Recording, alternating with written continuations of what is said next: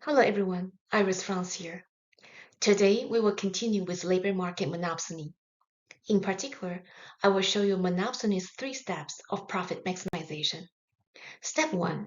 The monopsonist will equate MRP and MRC. In our Boba Vader example, it was $40. Step 2. Decide how many workers to hire. With Boba Vader hires 4 workers. Step 3. Given the number of workers hired, go back to the labor supply curve to determine the wage rate. In our Boba Vader example, the wage rate is $25. Next, we will talk about why monopsony causes deadweight loss. If the labor market is perfectly competitive, then the wage rate is determined by the labor demand, MRP, and labor supply, LS. The wage rate is WC, and the number of workers hired is LC. C stands for competition. However, our labor market is not competitive. With labor market monopsony, the wage is WM, and the number of workers hired is LM. M stands for monopsony.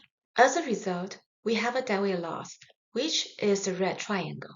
Why is there a deadweight loss? Let's see this particular worker, L star, who is not hired under labor market monopsony, but would be hired in a competitive labor market.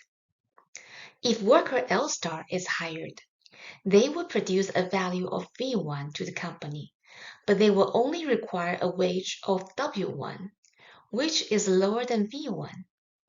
So this worker should be hired, as the value they provide is higher than the wage they require. However, under monopsony, Boba Vader would not hire this worker L star because MRC, C1, is higher than MRP, V1. Why? Because to hire this worker, Boba Vader will have to pay a wage W1 to all workers hired, which will increase MRC.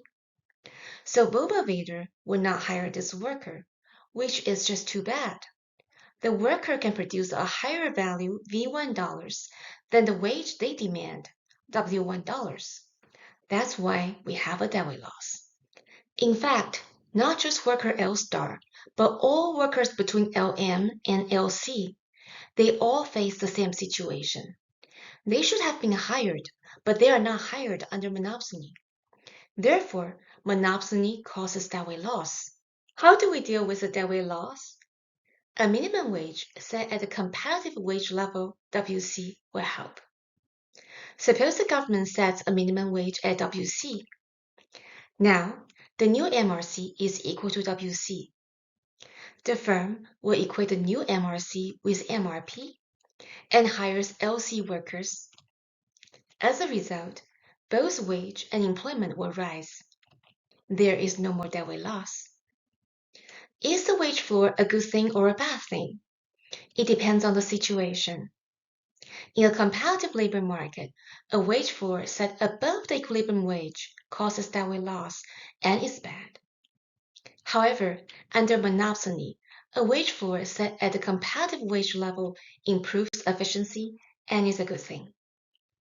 In the real world, cases of monopsony are few, but many unskilled workers face a labor market that is subject to oligopsony, meaning only a few employers in the market. Typically, unskilled workers are poor and cannot afford to move away from a small town, where job options are few.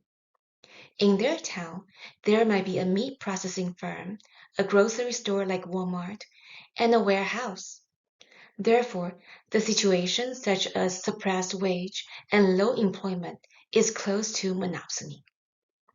I hope this helps, and I'll see you next time.